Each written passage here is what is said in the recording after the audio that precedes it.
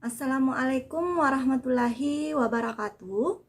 Masih membahas tentang dasar listrik dan elektronika untuk KD 3.1, yaitu memahami gejala fisik arus listrik dan potensial listrik. Jadi, pada video kali ini kita membahas tentang materi potensial listrik. Nah, berbicara mengenai potensial listrik, jadi potensial listrik ini lazim disebut dengan sumber tegangan atau tegangan listrik, atau biasa juga disebut dengan beda potensial. Nah, perhatikan gambar pertama. Kita analogikan arus listrik ini, kita analogikan seperti aliran air, di mana ada dua tabung A dan tabung B dihubungkan dengan pipa, kemudian diletakkan di atas meja. Nah, ternyata airnya tidak mengalir. Kenapa? Karena kedudukannya sama, ketinggiannya sama. Hal ini menandakan bahwa potensial A sama dengan potensial B. Sedangkan untuk gambar kedua, ketika tabung A diangkat, sehingga ketinggian tabung A lebih besar daripada ketinggian tabung B, sehingga air yang berada pada tabung A mengalir ke tabung B. Nah, sama halnya dengan arus listrik. Nah, arus listrik mengalir dari potensial tinggi ke potensial rendah. Nah, pada tabung A memiliki ketinggian atau kedudukan yang lebih besar daripada tabung B. Hal ini menandakan bahwa potensial A, energi potensial pada tabung A lebih besar daripada potensial B. Nah, sama halnya dengan arus listrik. Jadi, untuk sebuah konduktor, semakin besar beda potensial, akan semakin besar pula arus listrik yang mengalir. Nah, arus listrik seperti pada slide sebelumnya, arus listrik identik dengan arus air. Perhatikan gambar. Gambar A, di mana HA lebih besar daripada HB. Artinya bahwa energi potensial A lebih besar daripada energi potensial B. Kemudian gambar kedua, ketika kerannya dilepas, nah secara perlahan-lahan air yang berada di bejana A atau tabung A mengalir ke tabung B, sehingga nanti kedudukannya akan sama. Nah, ketinggian A sama dengan ketinggian B, atau energi potensial A sama dengan energi potensial B. Nah, arus air dapat mengalir jika ada perbedaan energi potensial. Nah, sama halnya dengan arus listrik. Oke, untuk beda potensial, perhatikan ada 3 gambar. Gambar pertama, potensial A.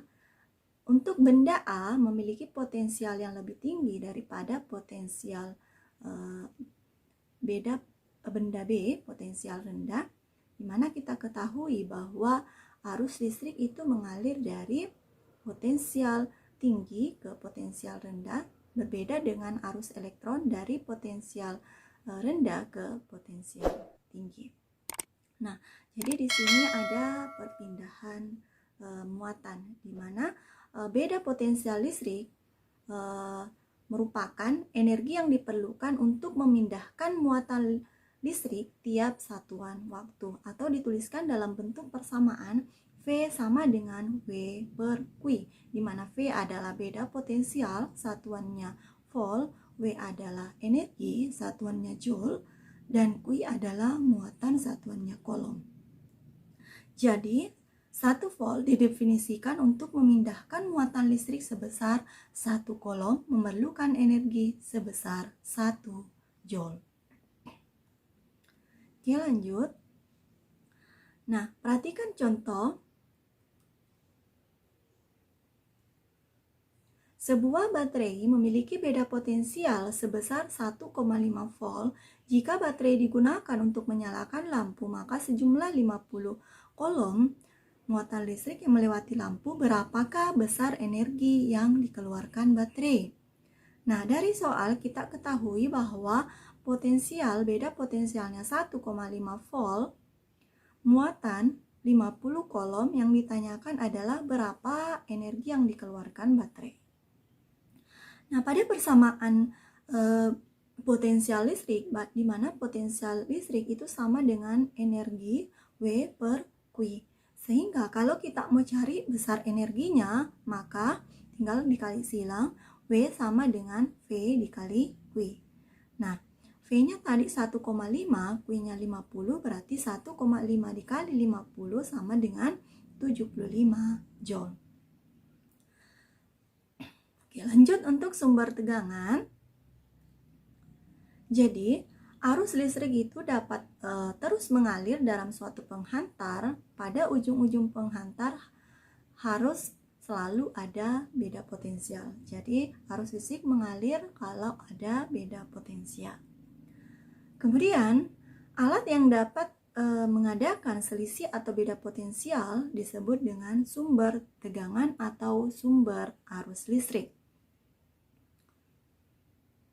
Nah, beberapa macam sumber tegangan antara lain, yang pertama adalah elemen primer. Elemen primer adalah sumber tegangan yang tidak dapat diisi ulang. Contoh yang pertama adalah elemen volta yang terdiri dari komponen.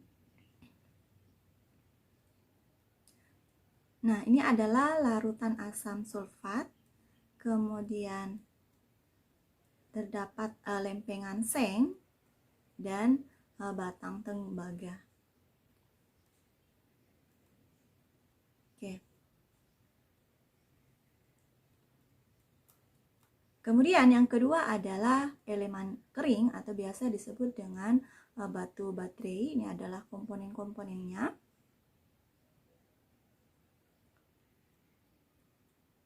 Nah, kalau diukur dengan menggunakan alat ukur voltmeter, maka voltmeternya dihubungkan secara paralel.